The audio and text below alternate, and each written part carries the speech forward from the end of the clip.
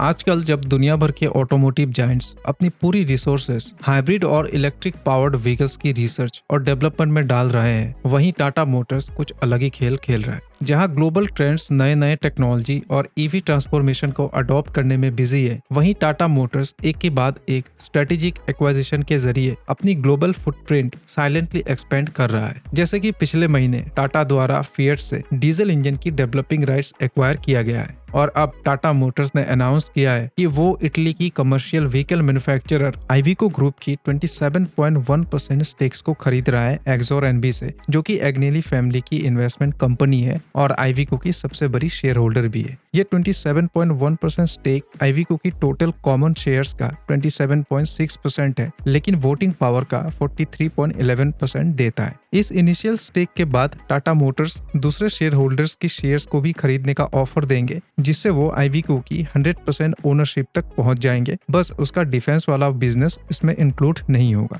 बताया जा रहा है कि ये पूरी डील 2026 के जून तक कंप्लीट होने की उम्मीद में है, बस रेगुलेटरी अप्रूवल्स मिलना बाकी है। ये न्यूज ऑटोमोटिव और कमर्शियल व्हीकल इंडस्ट्री के लिए एक बड़ा शेकअप है, क्योंकि ये डील सिर्फ शेयर्स खरीदने का मामला नहीं है, बल्कि इंडिया के लिए कमर्शियल व्हीकल लैंडस्केप को कम्प्लीटली रीडिफाइन करने का सिग्नल है। और एक इंडियन होने के नाते हमारे दिमाग में सबसे पहले यही सवाल उठता है, क्या ये डील इंडियन मार्केट में कुछ बड़ा बदलाव लाएगी? क्या टाटा मोटर्स इस एक्विजिशन के जरिए डोमेस्टिक और इंटरनेशनल दोनों मार्केट्स में कुछ ऐसा करने जा रही है जो अब तक किसी इंडियन कंपनी ने नहीं किया है? और सबसे इम्पोर्टेंट सवाल तो ये है कि टाटा मोटर्स को इस डील से क्या मिलेगा। इस वीडियो में हम इन्हीं सवालों के जवाब देंगे step by step, clear breakdown के साथ, जिसके लिए हमें सबसे पहले समझना होगा आइविको की हिस्ट्री, उसके बिजनेस स्ट्रक्चर और उसकी मार्केट रीच को। आइविको का सफर शुरू हुआ था 1975 में, जब फिएट ग्रुप ने यूरोप के कुछ top commercial vehicle manufacturers OM, Lancia, विकोली, स्पेशियली,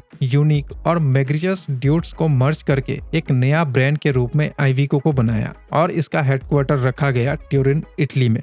उसके बाद अगले कुछ सालों में आइविको ने एग्रेसिवली एक्सपेंशन स्ट्रेटेजी अपनाई और कई स्ट्रेटेजिक एक्विजिशंस किए, जिसमें 1986 में माइनिंग और कंस्ट्रक्शन ट्रक मैन्युफैक्चरर एस्ट्रा की एक्विजिशन और 1990 में स्पेन का पेगासो ब्रांड को खरीदना, जो उस टाइम मिलिट्री व्हीकल्स, बसेस और डीजल इंजन्स में एक्सपर्ट था। 2011 तक आइविको फिएट ऑटो के अंडर आता था, लेकिन बाद में फिएट ने अपनी इंडस्ट्रियल व्हीकल्स बिजनेस को अलग करके एक नया कंपनी बनाया, फिएट इंडस्ट्रियल ग्रुप, जिसमें आइविको के साथ साथ ट्रैक्टर्स और एग्रीकल्चरल इक्विपमेंट मैन्युफैक्चरर सीएनएच और एफपीटी ग्रुप को ऐड कर दिया, जो कि इंजन्स और पावर ट्रेन्स डेवलप करता है फिएट और ओएम्स के लिए। लेकिन जल्द ही 2013 में फिएट इंडस्ट्रियल ग्रुप और सीएनएच ग्लोबल का मर्जर हो गया और एक न्यू एंटिटी बनी सीएनएच इंडस्ट्रियल एनवी, और फिर आइविको और एफपीटी को इस ग्रुप में डाल दिया गया। बट 2022 में सीएनएच इंडस्ट्रियल ने अपना कमर्शियल व्हीकल और एग्रीकल्चर व्हीकल बिजनेस अलग अलग कर दिया और तब आइविको एक इंडिपेंडेंट पब्लिक कंपनी बन गया, जिसका नाम रखा गया आइविको ग्रुप एनवी, जो आज एम्स्टरडैम स्टॉक एक्सचेंज में लिस्टेड है।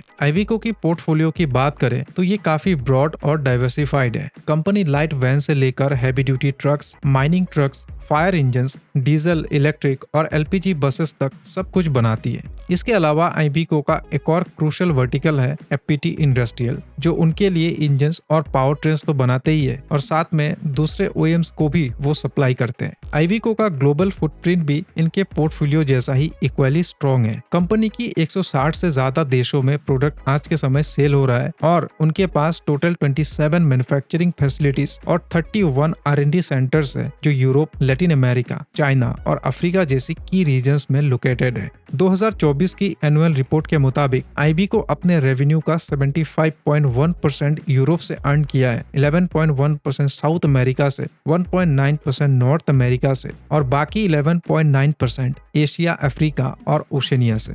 यूरोप के अंदर इंटरसिटी बसेस में आइविको का मार्केट शेयर 50.1% से भी ज्यादा है। अर्बन बसेस में ये सेकंड नंबर पे आते हैं विद 19.2% मार्केट शेयर, जिसमें 14.2% इलेक्ट्रिक अर्बन बसेस है और natural gas powered buses segment में 65% से ज्यादा रजिस्ट्रेशन आइविको के नाम है, जो उसका क्लीन फ्यूल एडॉप्शन लीडरशिप को क्लियरली रिफ्लेक्ट करता है। और ये डेटा क्लियरली दिखाता है कि आइविको यूरोप में एक डोमिनेंट प्लेयर है, स्पेशली बसेस सेगमेंट में। अब जब हमें आईवीको का बिजनेस, रीच और कैपेबिलिटीज का आइडिया हो गया है, तो आओ अब जानते हैं कि टाटा मोटर्स इतनी बड़ी इन्वेस्टमेंट क्यों करने जा रही है और ये डील उनके लिए कितना बेनिफिशियल रहेगा। सिंपल शब्दों में कहा जाए तो टाटा मोटर्स के पास करंटली यूरोप या लैटिन अमेरिका में मैन्युफैक्चरिंग प्रेजेंस, डिस्ट्रीब्यूशन नेटवर्क या ब्रांड स्ट्रेंथ नहीं है, जो कि दुनिया की 4th and 5th largest commercial vehicle market है।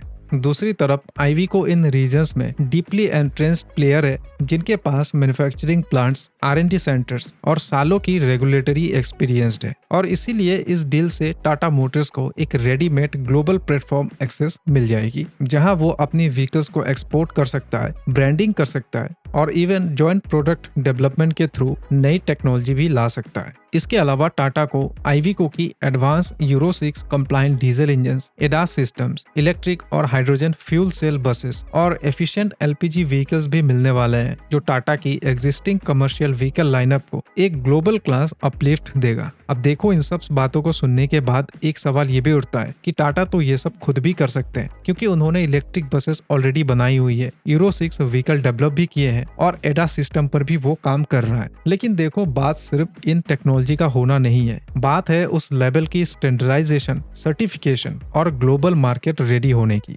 यूरोप और लैटिन अमेरिका जैसी मार्केट्स में कोई भी ब्रांड तभी टिक पाएगा जब उनके पास रेडी, टेस्टेड और कंप्लायंट टेक्नोलॉजीज होगी। ये एक्विजिशन टाटा को सिर्फ एक सप्लायर का एक्सेस नहीं दे रहा है, बल्कि उन्हें एक पूरा इकोसिस्टम में एंट्री दे रहा है, जिसमें प्रोडक्ट, R&D, डिस्ट्रीब्यूशन, रेगुलेशन और ब्रांडिंग सब कुछ रेडी है। और यही इस डील का सबसे बड़ा स्ट्रेटेजिक एडवांटेज है। और अगर इस डील का सबसे बड़ा इम्पैक्ट यूरोप के बाद कहीं दिखने वाला है, तो वो है इंडिया, क्योंकि टाटा मोटर्स अब आईवीको के साथ मिलकर एक ऐसा डाइवर्सिफाइड, टेक्नोलॉजिकली रिच और category wise complete commercial vehicle portfolio ready करेगा, जिसका इंडिया में अब तक कोई भी एग्जाम्पल नहीं मिला है। Electric buses, hydrogen fuel cell vehicles, LPG buses, fire fighter vehicles, intercity और luxury coaches, even light commercial vehicles, सब कुछ टाटा की पोर्टफोलियो में अवेलेबल होगा। और इसीलिए अशोक लेलैंड, आइचर और महिंद्रा जैसी डोमेस्टिक प्लेयर्स के लिए ये एक बड़ा ही खतरनाक न्यूज है, क्योंकि अब टाटा के पास not just a scale but advance safety systems, platform technology और ग्लोबल स्टैंडर्ड इंजन्स होंगे। मतलब जो बसेस आप यूरोप में देखते थे,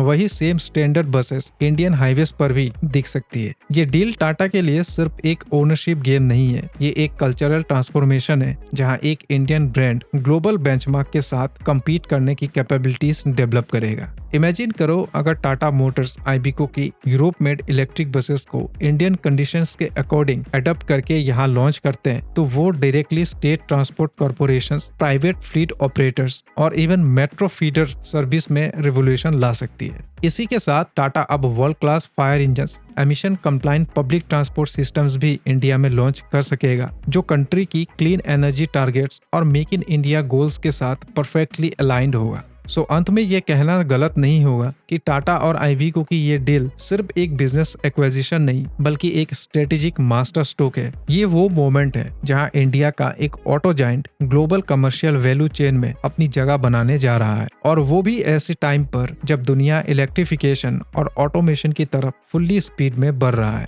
टाटा के पास अब सब कुछ है, स्केल, टेक्नोलॉजी, एक्सेस और विजन। बस अब इनका एग्जीक्यूशन और इंटीग्रेशन स्मूथ होना चाहिए। और मेरा रिक्वेस्ट यही रहेगा टाटा से कि वो अपनी सर्विस क्वालिटी और डीलर्स की बकेती सबसे पहले ठीक कर दे। तो बस यही था आज का वीडियो। आई होप आप सभी को पसंद आया होगा। मिलते हैं अगली वीडियो में।